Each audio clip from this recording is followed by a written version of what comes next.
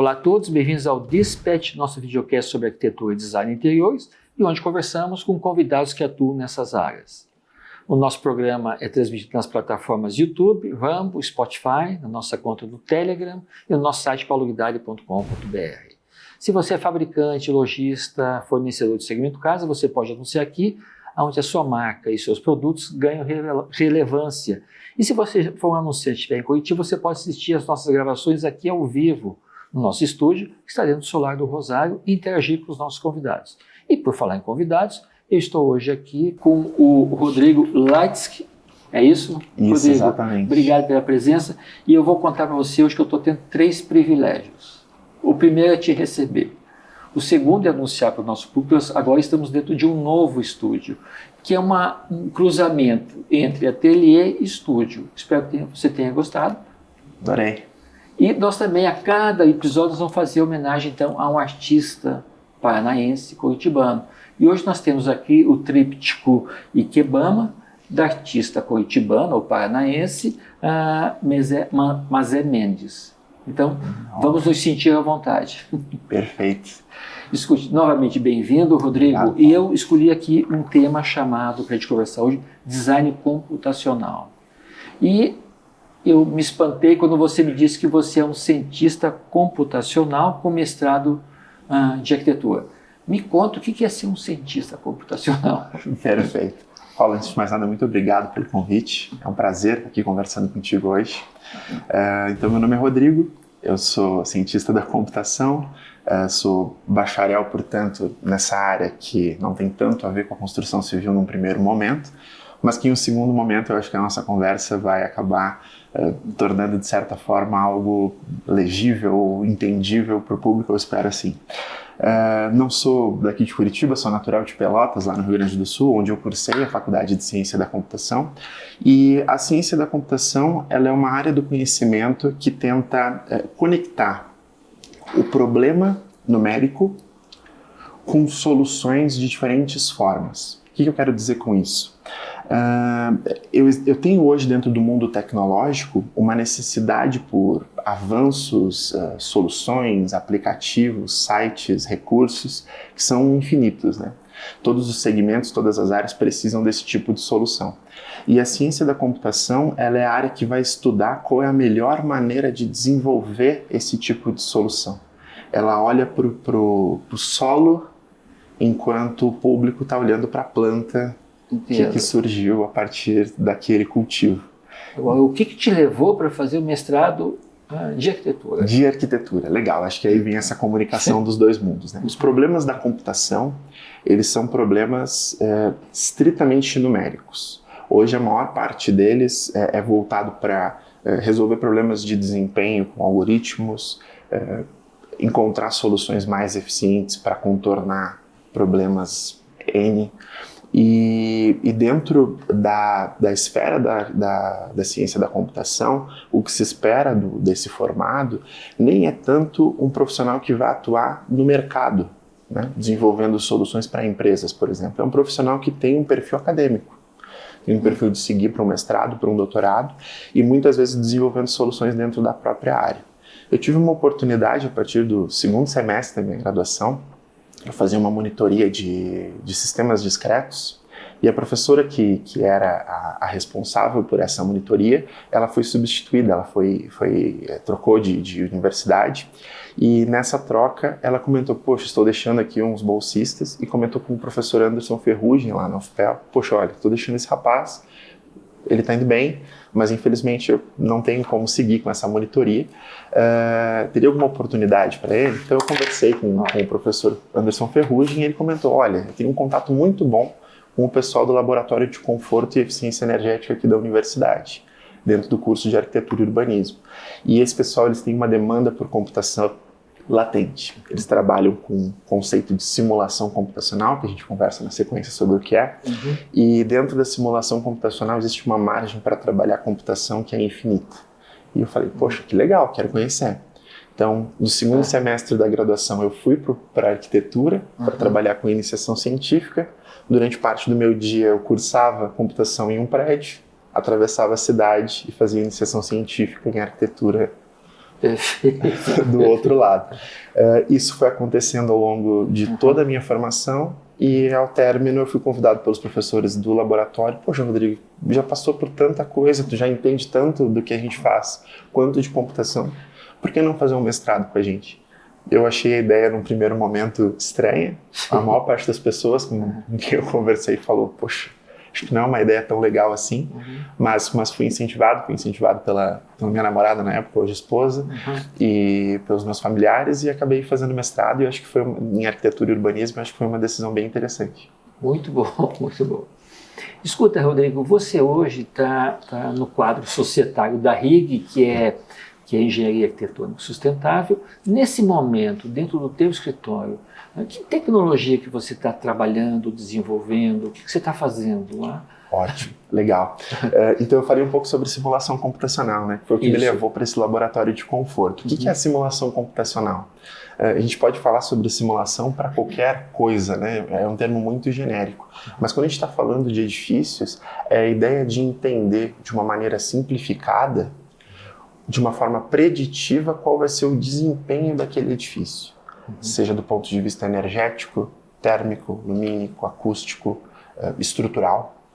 Eu posso pensar o edifício de diferentes formas, e dessas diferentes formas, não só arquitetônicas, mas também compositivas, né? Pensando em diferentes sistemas construtivos, por exemplo, e simular isso. Entender como isso vai se comportar num determinado local da cidade, com um determinado entorno imediato, com um determinado clima. Essa condição de simulação, ela tem todo um meio de execução que se comunica diretamente com a ciência da computação. Não só pela tecnologia computacional empregada na simulação, como também no processo de geração de múltiplos cenários que eu posso pensar na hora de rodar essas simulações. Durante o mestrado, tive a oportunidade de ministrar alguns cursos junto com o meu professor orientador, o professor Eduardo Grau, e dentro desses cursos eu conheci quem hoje se tornaria meu sócio, o Alexandre Castagini, porque o nosso outro sócio, o Fabrício, morava na Dinamarca, já participou aqui do...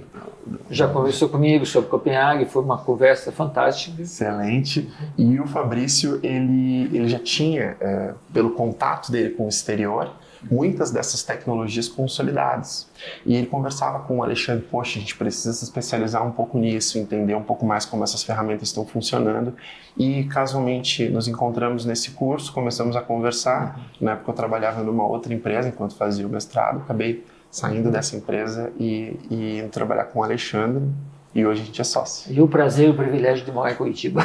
Exatamente, sair lá do interior do Rio Grande do Sul e morar hoje em Curitiba. Você falou um pouco, você fala bastante, na verdade, sobre simulações de clima, né?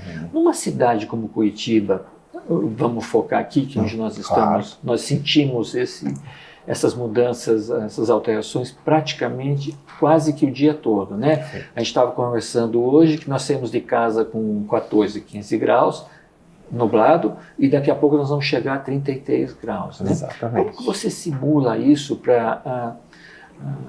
dentro de uma área, de uma região, como você vai identificar e poder aplicar essas variantes todas dentro da tua expertise? Ótimo, dentro da simulação computacional, Isso. né? Acho que essa é uma pergunta interessantíssima. O conceito da simulação computacional, ele tem dois pilares. Um é o modelo de simulação, ou seja, a forma tridimensional, todas essas características construtivas, entorno, etc. O ponto chave de um projeto arquitetônico, que é a forma. E o outro item, que é o ponto que dá valor para esse tipo de informação que vai ser obtida pela simulação, é o arquivo climático. E esse arquivo climático, ele é algo que, fruto, né, de bases de estação meteorológica que existem ao redor do mundo, né? Aqui em Curitiba nós temos, por exemplo, uma no aeroporto Bacaxiri, outra sediada na estação meteorológica da UFPR e outra no aeroporto Afonso Pena, que coleta dados minuto a minuto das condições de temperatura. E esses arquivos climáticos... Desconhecia totalmente. Olha que interessante. Esses arquivos climáticos, eles são compilados de 10, 20, 30 anos dessas informações e eles são atualizados de forma cíclica. Por exemplo, o último arquivo que nós temos e utilizamos na RIG, ele é um arquivo que tem uma base de dados de 2008 até 2021. E se entende o comportamento com dado minuto a minuto de qual seria um ano típico, um ano característico ao longo dessas situações. O que nós estamos observando hoje para esses dados climáticos usados como um input da simulação, que existe uma variação enorme para os arquivos que foram gerados inicialmente lá na década de 70. Então, diferenças médias de temperatura anual, todo o comportamento que a gente está observando no globo hoje, ele acontece também em Curitiba, acontece em todas as localidades e ele é sensível dentro desse processo de avaliação. Uma coisa que eu acho legal comentar também, Paulo, é a questão do clima futuro. Eu ia te perguntar se dá para fazer uma previsão, digamos assim, Exatamente. Uma simulação do que... Porque se eu estou pensando no edifício hoje, e pensando esse edifício na ideia de que ele vai ter pelo menos uma vida útil de 50 anos, né, aquele número mágico que se costuma utilizar, eu preciso pensar para o clima daqui a 30, 40, 50 anos. E existe um indicador que é muito usado globalmente, que é o IPCC, que é um indicador que está acompanhando esse processo de mudança climática, derretimento de geleira, mudança da temperatura média global. E esse indicador ele traz as métricas para cada um dos climas de como estabelecer uma ideia preditiva desses climas futuros. Então é possível não só simular o edifício com o clima de hoje, pensando em como ele vai ser construído no ano que vem ou em 2026, como também entender o comportamento desse edifício para 2050, 2060. É possível fazer isso por simulação. Agora, você falou para mim de 3 instituições que monitoram todos esses aspectos que vão sendo gerados durante o dia, né? E aí você estabelece uma média e talvez seja em cima dela que você atue. Mas quando a gente fala numa outra cidade como São Paulo, por exemplo, você tem assim, em virtude de ser uma cidade grande, com mais população, você tem também um outro tipo de temperatura. Tudo isso está previsto também? Ótimo, esse é um ponto muito importante. Os arquivos climáticos hoje, na maior parte das bases que são disponibilizadas para o público, aqui no Brasil o INMET, é um instituto de meteorologia que é responsável por compilar esse tipo de informação e fornecer, mas existem bases internacionais que também fazem isso para o clima brasileiro. No caso de São Paulo e das grandes cidades, como também é o caso do centro de Curitiba, extremamente adensado. Você vê, mesmo dentro da cidade você tem variáveis. Ótimo, perfeito. E essas ilhas de calor, né, como são chamadas... de um ponto de vista acadêmico, né? Esse fenômeno de diferentes temperaturas dentro de uma mesma cidade, a gente consegue contornar, de certa forma, dentro do processo de simulação, a partir de variações desses arquivos climáticos. Veja, isso é um desafio do ponto de vista da simulação, porque a simulação ela é recriar uma realidade de forma simplificada e ela vai enfrentar limitações que são inerentes ao processo. O clima talvez seja uma das variáveis mais sensíveis dentro desse processo. O que é muito importante quando eu estou simulando um contexto urbano adensado, por exemplo, São Paulo, é identificar quais são esses prédios no meu entorno e entender isso como elementos de obstrução, sobretudo para sol e vento. Quando eu faço isso, eu tiro um pouco a responsabilidade que aquele arquivo climático vai ter sozinho, de avaliar como o edifício vai funcionar, à medida que o software de simulação ele é tão interessante que ele simula o comportamento, né, dependendo do software. Ele simula o comportamento e a trajetória do vento e simula também como o sol vai incidir dentro daquela... vai incidir na janela, na parede, enfim, no fechamento que eu estou querendo analisar naquele momento. Escuta, eu quero mudar para um segundo assunto, mas antes eu preciso voltar, eu preciso fechar um pouquinho isso que você está me dizendo. Quando eu, como construtor, investidor, incorporador, vou fazer uma edificação, vamos estabelecer aqui uma região central, onde você tem maior densidade, você tem, então, talvez ondas, né, mais relevantes, qual seria a minha não preocupação, mas que cuidado eu teria que ter para ter o melhor conforto nessa edificação? Ótimo, isso é uma coisa que acho que é uma pergunta recorrente que é muito interessante também. Não existe uma receita de bolo, né? Os arquitetos e arquitetas que estão acompanhando o programa nesse momento vão concordar comigo que cada projeto é um projeto, ele tem uma particularidade e ele é diretamente afetado pela condição na qual ele está inserido, né?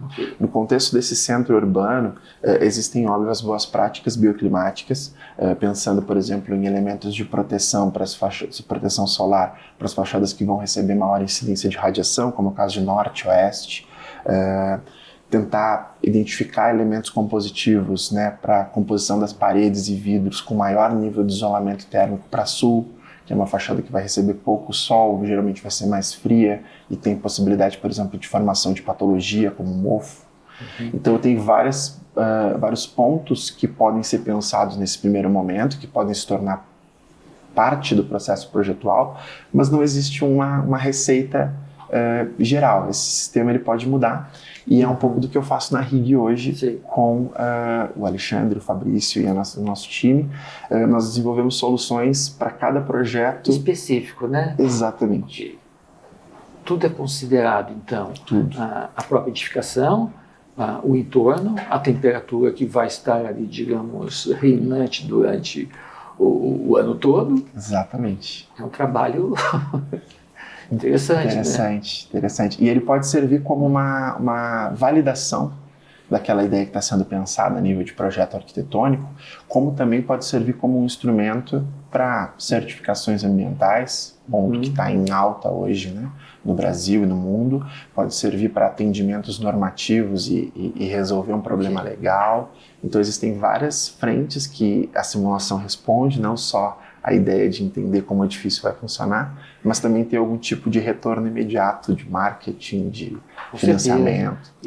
Perfeito. E argumento de comercial, né? Perfeito. De negócio. É bem interessante. Agora eu estou muito curioso, porque você recentemente, você vai me contar, e já nós conversamos, que você esteve em Lisboa participando do Web Summit. Do que trata o Web Summit? E depois vamos falar um pouquinho, que é uma sessão específica para arquitetura e urbanismo. Me fala o que é o Web Summit, que Legal. Você esteve lá. Isso.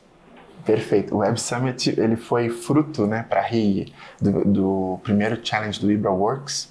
Participamos com outras startups, vencemos esse challenge em São Paulo, o Fabrício apresentou a RIG, foi muito interessante, e como premiação ganhamos passagem e hospedagem para participar do Web Summit em Lisboa. Pois é, super interessante. E o Web Summit ele é um dos principais eventos de tecnologia do mundo. Ele junta, né, ele conecta áreas não só de desenvolvimento computacional, como por exemplo a própria ciência da computação, como marketing, design, arquitetura, engenharia, medicina. Então existem diferentes disciplinas. No caso de Lisboa foram 75 mil pessoas. Eu achei isso para um país europeu comportar esse tipo de, uma cidade europeia, né, comportar esse tanto de pessoas vindas de, acho que foram 163 países, se não me falha a memória. Então foi um evento muito interessante, e o foco do evento, Paulo, como já era de se esperar, né, para o primeiro ano pós o boom das inteligências artificiais, foi a temática da IA, a temática da inteligência artificial como parte dos processos das diferentes áreas do conhecimento. Por causa da arquitetura e urbanismo, ela está sendo muito entendida como uma necessidade para repensar a forma e a disposição interna de edifícios que estão cada vez menores, de um ponto de vista de disponibilidade de área interna, área útil. Então, as ferramentas de inteligência artificial que estavam sendo apresentadas no Web Summit, né, voltadas para esse segmento casa, elas são voltadas para a disposição da forma, ou seja, como eu posso pensar esse prédio para esse terreno disponível da melhor maneira possível, alocando X unidades habitacionais. Ou melhor, havendo uma definição da forma arquitetônica, como eu posso melhor dispor esses meus ambientes internos, suprindo tais e tais pré-requisitos. Eu até ia pedir para você repetir isso, porque de fato isso é muito interessante. Isso é uma tendência, já é uma constatação, né? Eu não sei se na Europa deve valer também para a Ásia, terrenos menores, melhor aproveitamento. E como fazer? Perfeito. São, acho que esses três pilares, de fato, que permeiam esse tipo de solução, né? Essas ferramentas, elas têm uma necessidade muito latente lá fora por conta desses problemas que que você mencionou. Mas existe uma outra questão que eu acho que é bem importante também nesse sentido, que é essa adaptação para o nosso contexto, para a nossa realidade, né? Eu entendo que essas tecnologias, sobretudo essas tecnologias de inteligência artificial para a prática projetual, elas estão surgindo pós uma necessidade latente para os arquitetos de fora. E no Brasil, ela pode fazer parte à medida que isso se torna um problema cada vez mais constante dentro de determinados segmentos da construção. Que já é uma necessidade, enfim, que você tem que trazer essas tecnologias. Exato. Mas, Rodrigo, você também me contou algo que me pareceu bastante interessante. Você interagiu, se conectou com escritórios europeus. Você citou 2 aí, provavelmente foram mais. Então, a minha pergunta para você pode citar esse nome desse escritório, porque eu sei que são escritórios aí que hoje são muito renomados na Europa. E o que eles estão fazendo dentro dessa área, desse segmento? Ótimo. Então, existe uma grande área do conhecimento que conecta a ciência da computação e a arquitetura, que é o Computational Design. E é essa ideia de puxar esse tipo de solução que foi debatida, por exemplo, no Web Summit e introduzir isso dentro da prática projetual dos arquitetos e dos escritórios, dos grandes escritórios. Existem 2 escritórios dinamarqueses que são referência, né? Conheci eles antes de conhecer o Fabrício, que morou muito tempo lá, mas depois disso a gente fez algumas conexões, conversou com algumas pessoas, inclusive brasileiros que trabalham lá. E a Schmidt Larsen e a Henny Larsen são 2 exemplos muito bons de escritórios que trabalham com essas condições. O que eles fazem, né? Quais são esses projetos arquitetônicos? Eles têm segmentos voltados para grandes empreendimentos, estádios de futebol. Eu acompanho, os projetos são fantásticos. Fantásticos. E eles estabelecem uma premissa inicial de desenvolvimento dessa forma diferenciada a partir de, por exemplo, um algoritmo regenerativo. Que seria isso? É estabelecer essa forma utilizando essas ferramentas tecnológicas de uma maneira simplesmente livre. Eu condiciono algumas premissas e peço para esse computador gerar essa forma. E dessa forma eu vou compatibilizando com as demais disciplinas de projeto até chegar em algo que não só seja interessante do ponto de vista estético, mas que tenha funcionalidade e atenda às demais necessidades da prática de projetos. Volta um pouquinho para as premissas. Claro. Eu estabeleço algumas premissas. Quais são essas premissas? Ótimo. Essas premissas hoje elas são voltadas principalmente para eu preciso definir uma forma, eu posso definir essa forma arquitetonicamente de diferentes maneiras. Ou na minha prática projetual convencional, a partir de um modelo, a partir de uma determinada premissa, ou eu posso definir isso computacionalmente.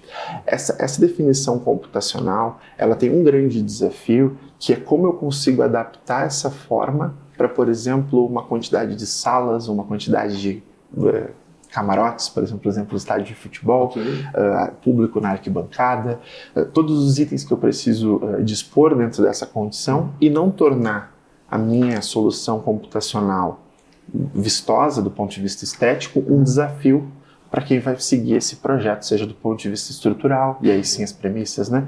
Questão estrutural, disciplinas elétrica, hidráulica, enfim, todos os pontos que vão permear esse projeto até a construção em si.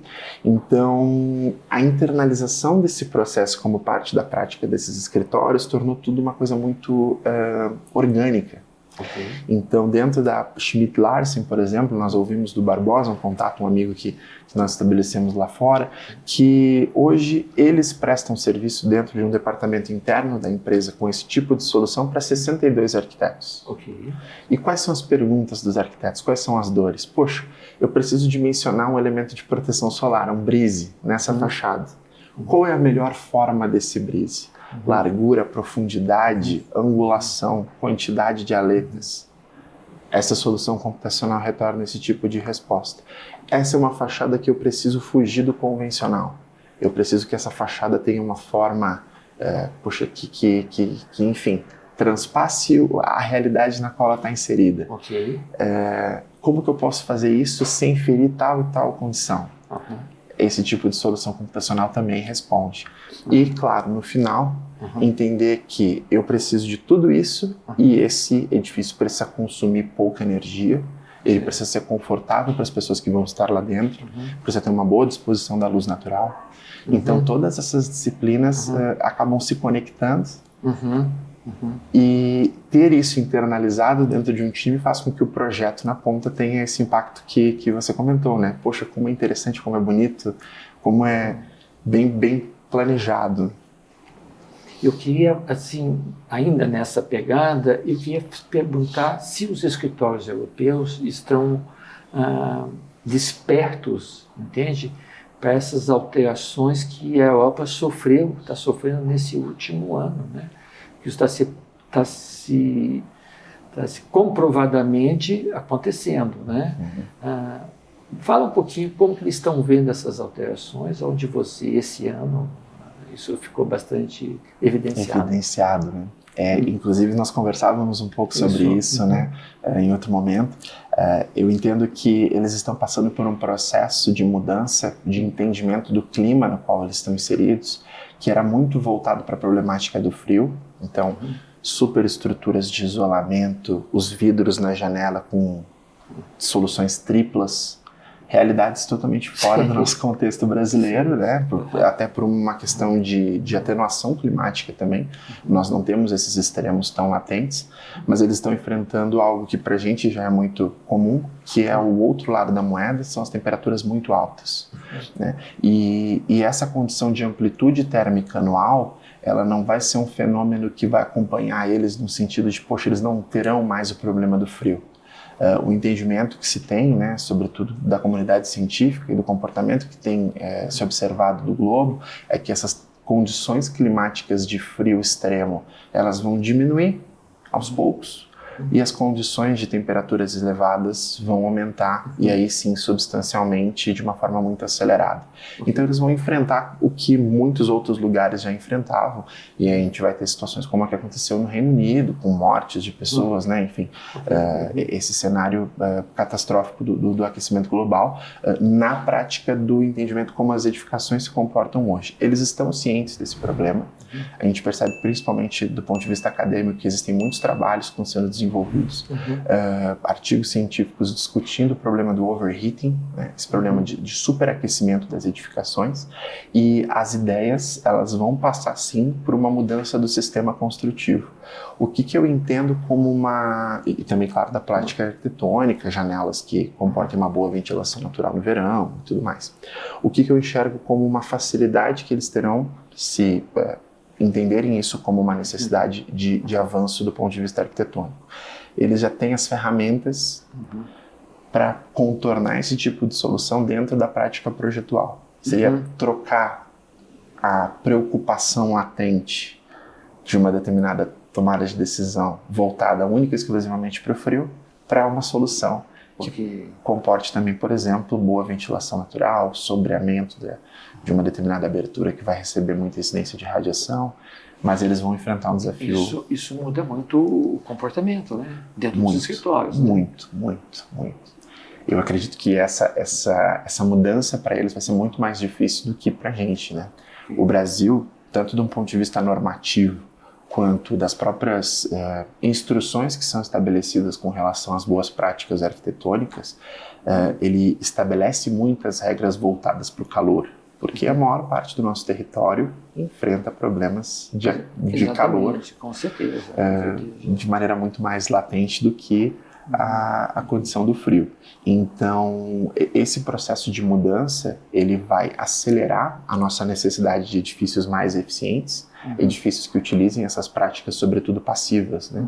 Como, por exemplo, ventilação natural e sombreamento. Eu reforço muito esses dois itens, porque são dois itens tão simples, mas que fazem tanta diferença, né?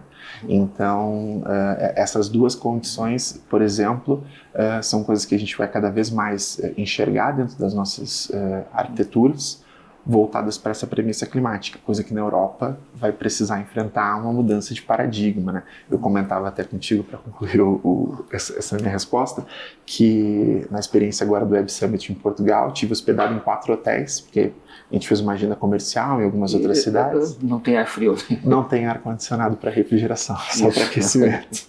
Você veja, né, que mudança de comportamento, né?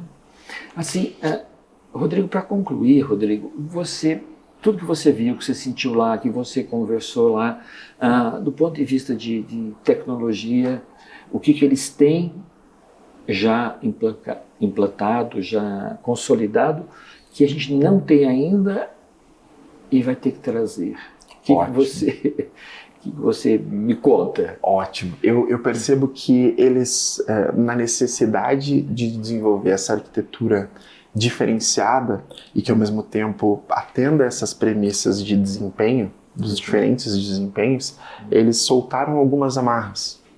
Então, o que eu acredito que vai se tornar uma realidade no Brasil é a busca por soluções que comportem, de certa forma, de uma maneira um pouco mais livre, mudanças, sobretudo, quando são mudanças pequenas, né? Inserção de pequenos elementos, alteração de sistemas construtivos pontuais. Eu acredito que esse processo de intervenção do computational design, né? da solução preditiva, da simulação computacional, as respostas que esse tipo de avaliação nos dá, cada vez mais vão entrar dentro do projeto arquitetônico como pequenas mudanças. E aí o conjunto dessas pequenas mudanças vai representar uma mudança de desempenho lá na frente. Escuta, gostei muito de conversar com você. Também. E a primeira vez que eu conversei com você, eu falei, poxa, eu preciso expandir a nossa conversa aqui para outras pessoas, para outros escritórios. Então, muito obrigado, Rodrigo. Paulo, muito obrigado. A gente vai voltar a conversar de novo. Com certeza. Tá bom? Com certeza. Muito obrigado pelo convite. Eu que agradeço. Eu gostaria de agradecer aos nossos apoiadores, a Renomade Soluções de Madeira, a IG Engenharia Arquitetônica Sustentável.